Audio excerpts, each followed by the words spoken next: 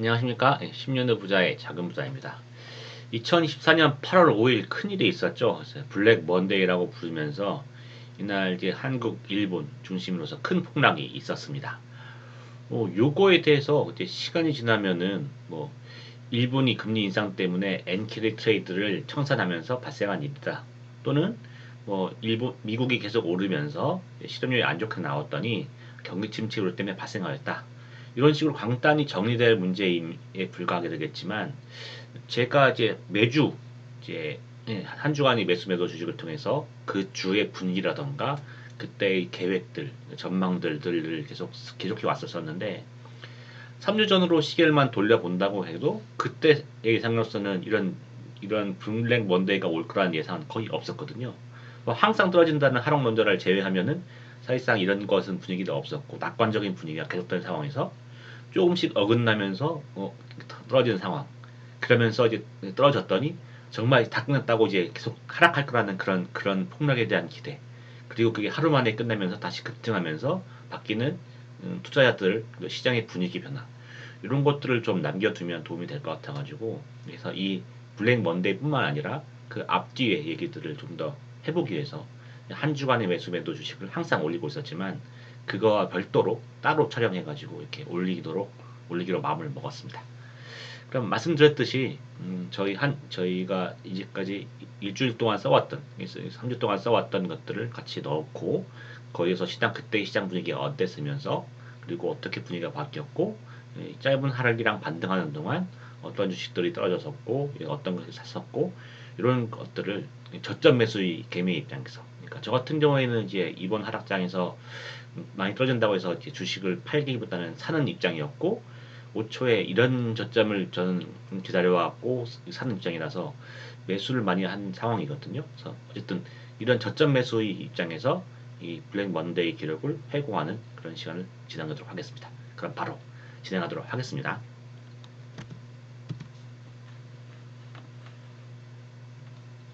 이것은 이제 제가 매주 쓰는 한 주간의 매수 매도 주식의 이제 시장 조사, 시장 자율 정리 부분이에요.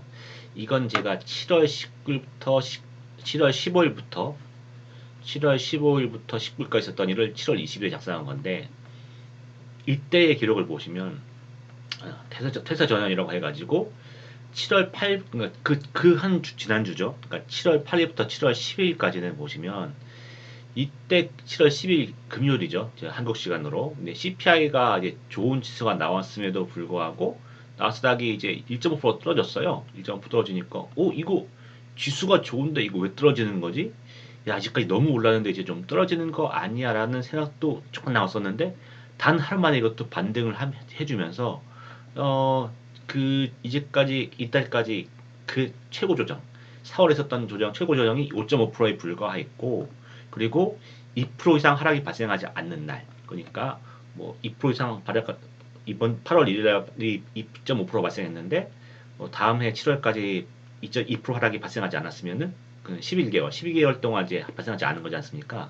그렇게 2% 이상의 하락이 발생하지 않은 연속일의 수가 역대 4위였었습니다.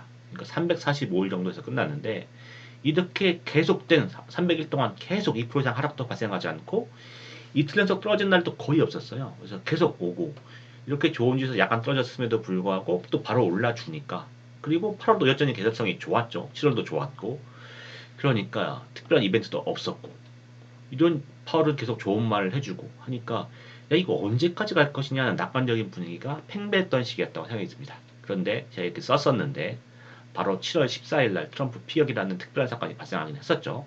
아무튼 이런 일이 발생했는데 그럼에도 불구하고 계속 올라요.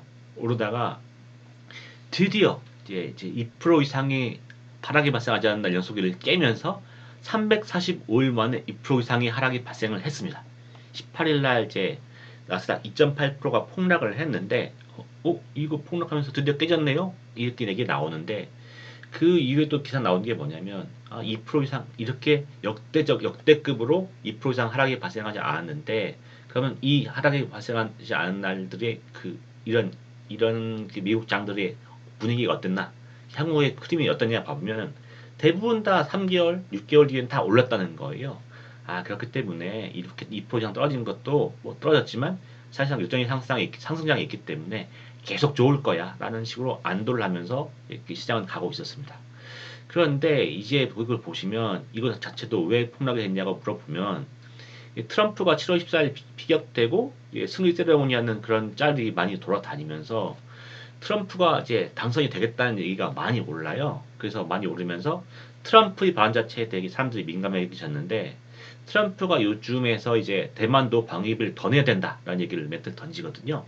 그래서 대만 증시가 좀 떨어지면서 이제 정세가 불안정해지면서 이제 그 반도체가 흔들리고 사실상 반도체가 흔들리는 게 이런 트럼프 발언 때문이 아니라 그동안 엔비디아 유시에서 많이 올랐기 때문에 자연스러운 조정일 수도 있습니다. 어찌되었던 이제 이런 것 때문에 나스닥 2.8%가 떨어졌었고 그리고 이제 이거 떨어지면서 좀 흔들려주면서 이제 이 3일 동안 18일부터 20일 동안 3일 동안 4.2% 정도 하락이 나와요.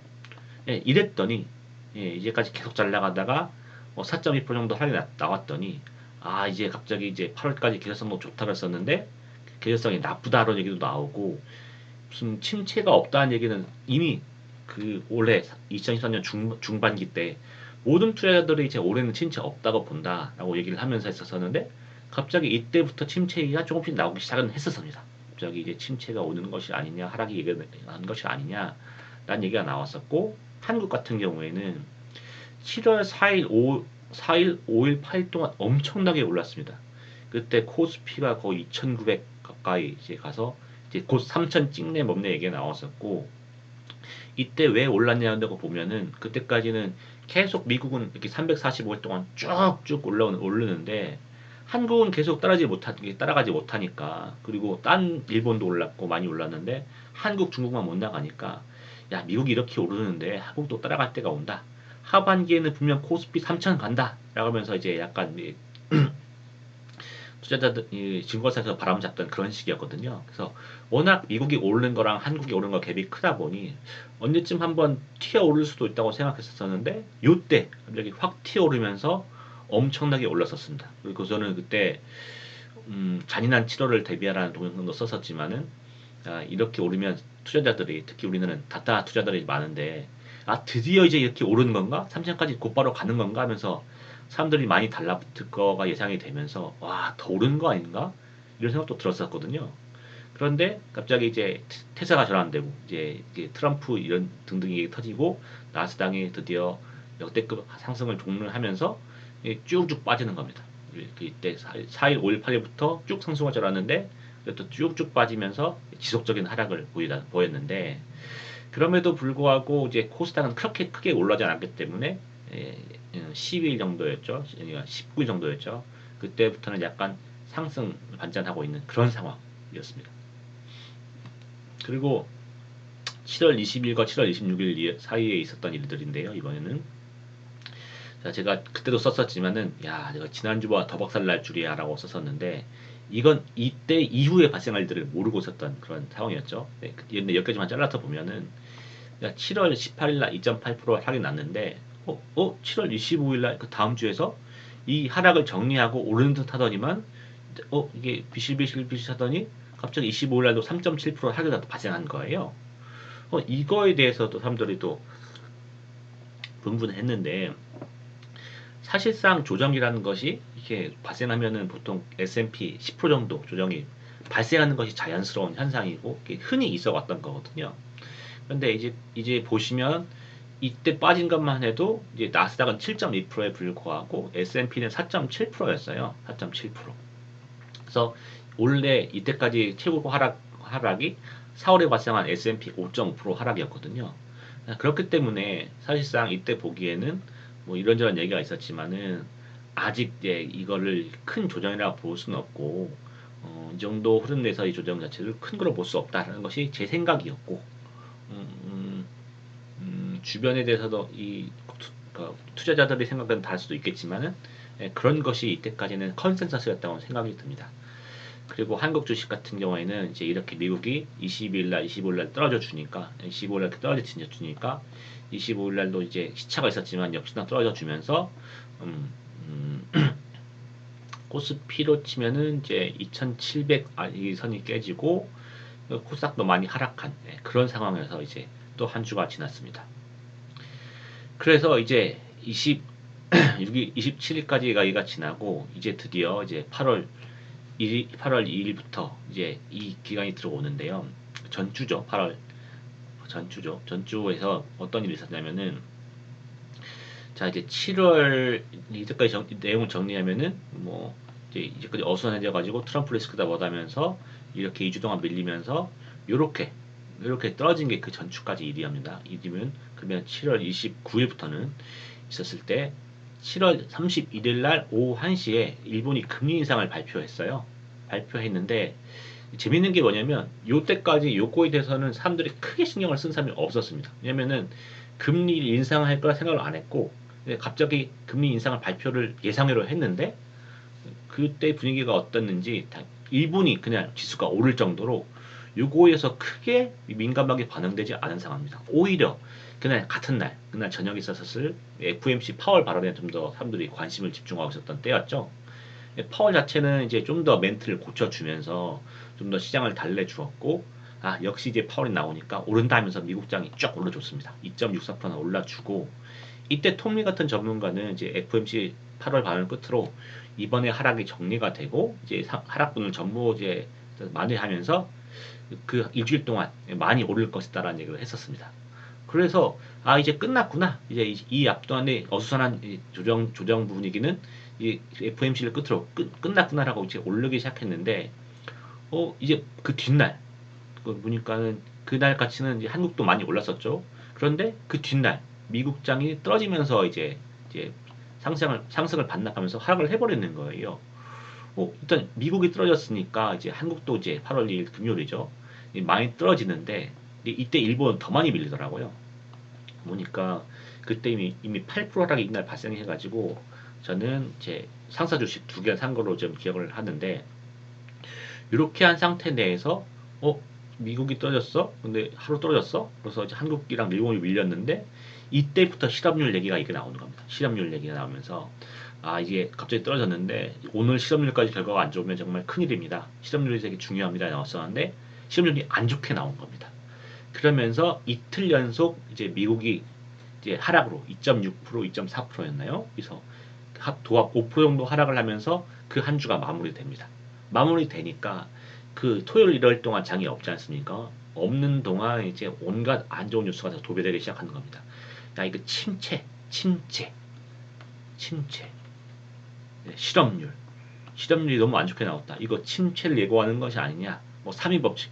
이제까지 3위 법칙 얘기 나온 적도 없었는데 갑자기 3위 법칙이 3위 엄청나게 이제 히트를 치면서 이제 그 침체 오는 거 아니냐면서 얘기가 막 나오기 시작했습니다. 이미 침체 얘기는 2024년 중순, 2024년 중반기 때 없는 걸로 아무 어떤 투자자도 올해가 침체 있을 거라 얘기를 하지 않는다라고 얘기하면서 없는 걸로 거의 종료된 무지였는데 침체와 실업률 얘기가 나오면서 온갖 안 좋은 뉴스가 또 도배되기 시작했습니다. 그리고 이때 이미 이 두 번째 이튿날 두 번째 하락 8월 3일 날의 하락은 이제 실업률 때문이 아니라 일본이 많이 떨어지면서 일본이 금리 인상 때문에 많이 떨어지면서 엔켈 청산 때문에 그런 것이 아니냐 일본 금리 인상에 대한 발작 때문이 아니냐라는 얘기도 나오긴 했었습니다. 그런데 보시면은 음, 보시면은 그때 저가 내용 썼었기도 했지만은 이런 하락 자체가 이만큼의 하락을 이만큼의 하락이 발생할 것이다라고 본 사람이 요 시기 때 얼마나 있었는지 좀 이게 의문입니다. 이때는 이게 안 좋다고 얘기는 하지만은 그걸로 인해서 이제 당장 다음날 오는 그 장에서 이제 10% 정도의 하락이 발생할 것이라는 예상은 사실상 보기 드물었다고 생각을 하거든요. 어찌되었던 이제 이 8월 3일날 하락에 대해서 이 외곽부 얘기가 많으면서 이런저런 이제 예측 기사들이 많이 떠오는데 하필 또 이때 또 버핏 할아버지가 애플 판 기사가 또 떴어요. 그것도 자기가 가지고 있던 지분의 반 정도를 정리하는 큰 정리였는데 이제까지 버핏 할아버지가 애플에 대한 그 자신의 사랑 그리고 이제 이 포트폴리오에 대한 믿음에 대해서 굳건하게 얘기를 쭉 해왔기 때문에 그 전까지는 뭐 좀 팔았다고 하지만 이것이 세금 문제 때문이다. 뭐 이런 얘기를 했었다가 갑자기 가지고 있던 지분의 50%를 던져버리니까 요것 또한 이제 사람들이 불안감에 대해서 좀 더 이제 불안감을 가중하는 그런 요소가 아니었나 생각이 듭니다. 그러면서 이렇게 이제 미국장이 밀리면서 그리고 주말 동안 여러 가지 우려에 대한 안 좋은 기사들이 다 터지면서 이제 8월 월요일 날 8월 5일 월요일 날 장이 시작됐는데 주말 동안 저도 내용을 정리하면서 이런 거 자체가 이제 큰 하락을 가져올 거라는 생각은 안 했었거든요. 음, 이게 금리 인상이라고 하지만 이건 조정에 불과한 거고 그 조정 자체가 이미 토요일 날그 미국장이 하락에 반영이 되어 있다고 봤었어 가지고 워낙 주말 동안 놀랐으니까 뭐 좀 더 떨어질 수 있겠지만 이것은 곧바로 한 오후장쯤 되면 회복되는 문제인 줄 알고 3% 4% 정도 밀리면 이제 좀 많이 매수를 해서 오후 반등되기 전에 많이 팔아두겠다. 예, 그런 생각을 가지고 이제 장을 시작했었죠.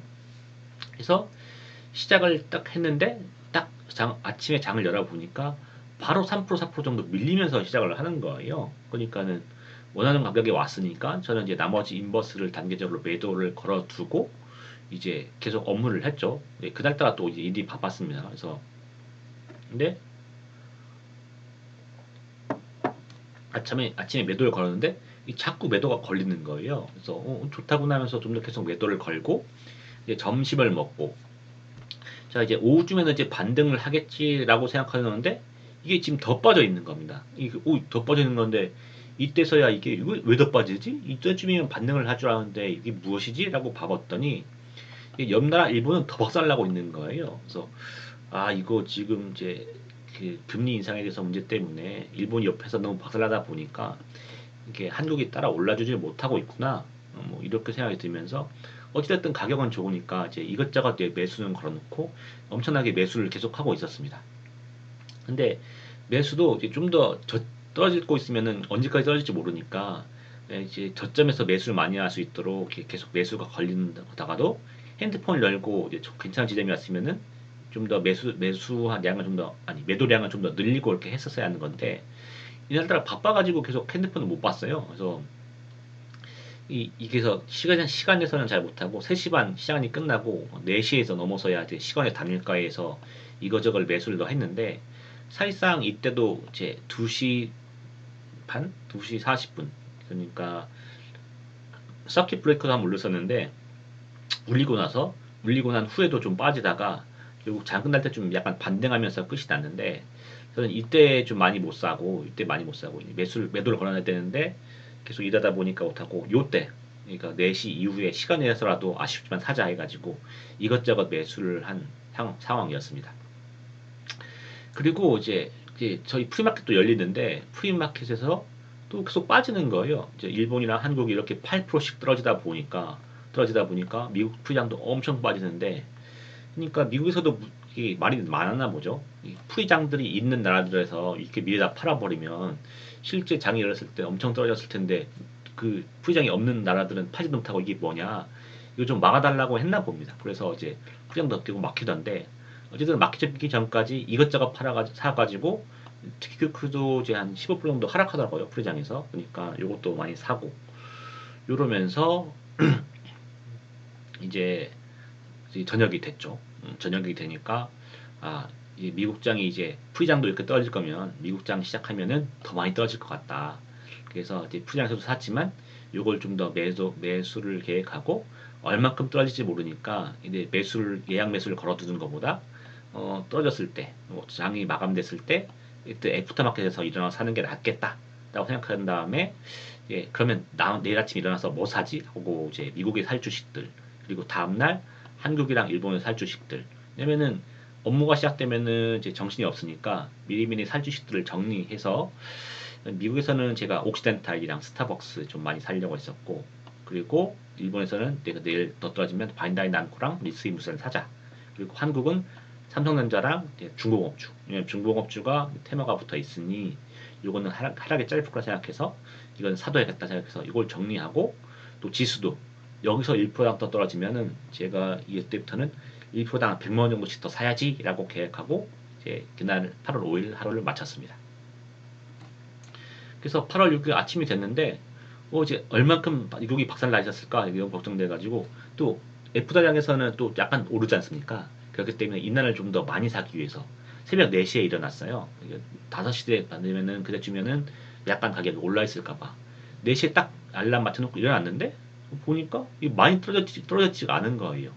그때 새벽 4시에 가격이 한 14% 정도 됐던 것 같은데 이거 생각보다 많이 안 떨어지네. 이거 오히려 후장보다도 안 떨어지네. 라는 생각을 했었는데, 일단은 요 정도로 끝인 것 같으니까 아쉬운 대로 이때 좀 더 매수를 해가지고, 옥시덴탈이랑 스타벅스, 그리고 지수 상품들을 부족한 부분을 더 채워서 매수를 마무리했었고, 자, 이제 그러면 그날 아침에 되면은 이제 좀 사자 해서 봤는데, 미국이 크게 안 떨어졌으니 조금 오르는 한이 있더라도 좀 사자 했었는데, 개장하자마자 10% 이상의 반등이 뜨는 겁니다.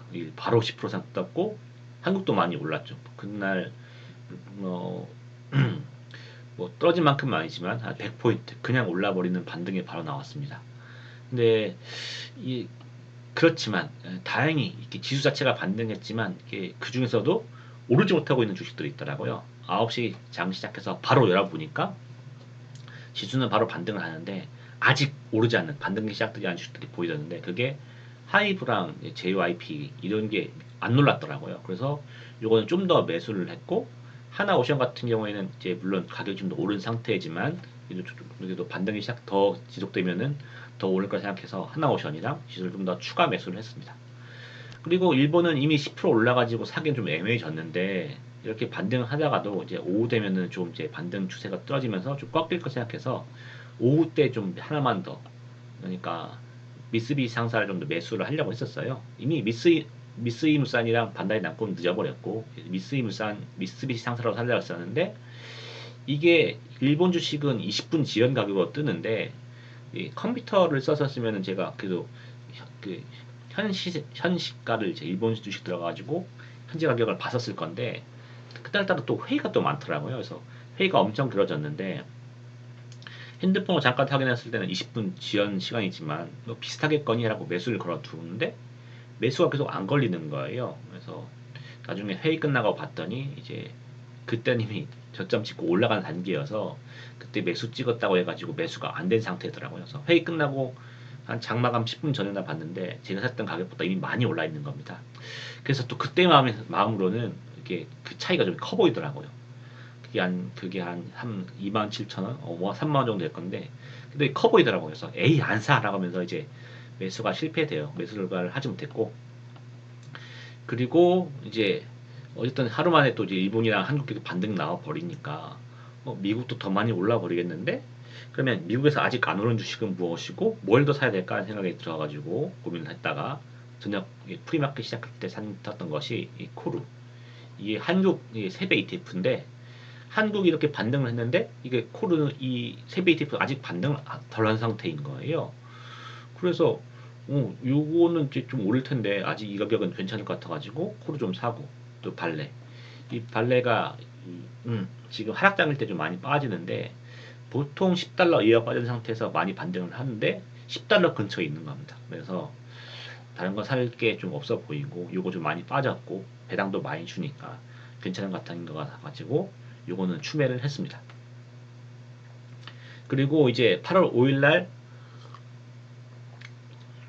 하락이 이렇게 마무리되고 뭐 그날 또 다음날 신문에 이 엄청난 폭락이고 무슨 역대급이 보고 이제까지 한국 주식의 역사에 다 합쳐서도 이렇게 250포인트가 빠진 적은 없었고 그냥 퍼센테이지만 해도 역대 5위 안에 들어오고 여러 가지 말이 엄청 많았습니다. 이미 그날 반등은 한 상태였지만은 아니 반등을 시작한 그날이었죠. 4월 6일이니까 어쨌든 이렇게 떠들썩한 와중에서도 이 반등이 있었고 그리고 뒷날도 이제 가는데 이미 어제 좀 반등이 나왔는데 기사들은 여전히 떠들고 이제 위험하다 뭐 이게 나와서 그런지 뒷날은 이렇게 많이 오르지 못하고 이렇게 행보를 하더라고요. 행보하면서 그리고 이미 사람들은 침체에 대해서 되게 불안해하고 있는데 괜히 이때 무슨 발표를 하면서 침체를 언급하거나 침체에 대한 불안을 자극하는 주식들은 떨어지더라고요. 그래서 에어비앤비 같은 경우에는 수요일 아침에 실적 얘기하는데 실적이 매출은 또 늘었어요. 늘었음에도 불구하고 소비 둔화, 또 침체 얘기가 언급이 나오면서 바로 12% 하락을 해버리더라고요. 프리장 그 애프터장에서. 그래서 에어비앤비를 주어졌고 아무래 퍼시픽 같은 경우에도 요것도 중국 경기가 살아나지 않고 이제 미국에서는 나오는 결과가 좋지 못하다. 뭐 침체랑 직접 연관된 건 아니지만 어쨌든 결과가 좋지 못하다는 얘기가 나오면서 사람들이 불안 심리를 자극하면서 20% 넘게 박살이 한 번에 나버리더라고요. 그래서 이것도 많이 주었습니다. 그래서 시장이 불안할 때 괜히 하락이나 침체를 입에 담으면 박살이 나더라. 이런 걸 느꼈고 그리고 8월 8일, 이제 8월 5일부터 3일 정도 지나니까 이게 물론 떨어진 다음에 반등이 적은 쪽 주식도 있지만 떨어진 다음에 반등으로 이미 원래 가격을 회복한 주식들도 보였습니다. 뭐 예를 들어서 뭐 SK텔레콤이라던가 뭐 시프트웨어 같은 것들 그리고 네오이즈라던가 이런 것도 이미 하락 전에 근처 가격까지 왔길래 이런 건 좀 정리를 해버렸고 아모레퍼시픽이 이렇게 박살나서 그런지 이제 LG생건도 이제 8월 9일에도 흔들리더라고요. 그래서 요것도 좀 더 주워 담으면서 이제 흔들린 주식을 이제 주워 담았습니다. 그래서 저는 이제 2억 정도로 투자된 상태였고 이번 이제 일주일 동안 한 6천만, 6,300만 원 정도를 이제 매수를 했는데 그러니까 제가 가지고 있던 그 주식량에서 한 30% 정도죠. 근데 8월 5일 날 요때 한 3,500만 원 정도니까 이건 한 15% 그날 이날 하루에 이제 매수를 했던 것 같아요. 예. 이게 좀 더 길었으면은 좀 더 많이 샀었을 건데 안타깝게도 하루 만에 끝나니까는 이제 15% 정도에 불과했는데 그럼에도 불구하고 뒤에 좀 더 흔들리는 주들이 있어가지고 나머지 주식을 좀 더 매수하면서 3,500만 원이 아닌 6,300만 원 정도를 매수를 할 수 있게 되었습니다. 그리고 정리를 하면 이제 좀 전에 말씀드렸듯이 이제 하락이 좀 더 길었으면 좀 더 많이 살 수 있었겠지만 하락은 정말 하루에 불과했어요. 심지어 미국장은 하루도 아니었다고 봐요. 풀장에서 잠깐 써였다가 사실상 그 장마감 때는 3.4% 정도의 하락으로 그쳤기 때문에 이제 하루도 안 되는 그 짧은 하락이었죠. 그래서 어쨌든 이제 그래도 폭락 이후에 흔들렸던 주식이 있어가지고 좀 주식을 담을 수 있었고 그리고 음, 그 이후의 상황을 보면 미국은 이미 많이 오른 상태이고 이미 많이 오른 상태이죠. 지금 많이 떨어졌다고 보이지만은 사실상 4.5% 정도, 4% 정도 하락밖에 없었고 그 뒤에서 회복을 했기 때문에 이미 떨어진 거에서 맞는 것을 회복한 상태입니다. 그리고 한국 주식은 이제 2,600을 뚫지 못하고 2,180 정도, 2,440에서 2,180까지 올라온 상태고 일본 주식도 여전히 10% 정도 하락이 되는 상태에서 어, 8월 9일에 이제 미국은 다시 또 급등을 하더라고요. 그래서 바로 정리가 되면서 8월 6일날 급등했는데, 8월 9일 급등했으니까 8월 9일 일본장 한국 쪽도 많이 오르는 거냐 아니야 했었는데 많이 오르지 못했어요. 많이 오르지 못하고 이제 끄적끄적 마무리가 되었습니다. 그러니까 이거 미국이 이렇게 올랐는데 한국, 일본이 따라 오르지 못하면 이거 우리도 좀 불안한 거 아니야라고 생각할 수 있었는데 그렇기 때문에 8월 5일, 9일 오후 미국장도 흔들리긴 하더라고요. 시작할 때 마이너스로 시작을 했거든요. 그런데 결국은 이 마이너스도 플러스로 전환하면서 이번 한 주를 결국 마지막 토요일 날의 정리를 상승으로 결국 마감을 했습니다. 마감을 하면서 그리고 뭐 미국 애플 같은 경우에는 버핏 대주주의 매도가 있었음에도 불구하고 매도 전의 가격, 그러니까 버핏이 기사가 뜨기 전이죠. 그때 가격을 거의 다 회복한 상황입니다.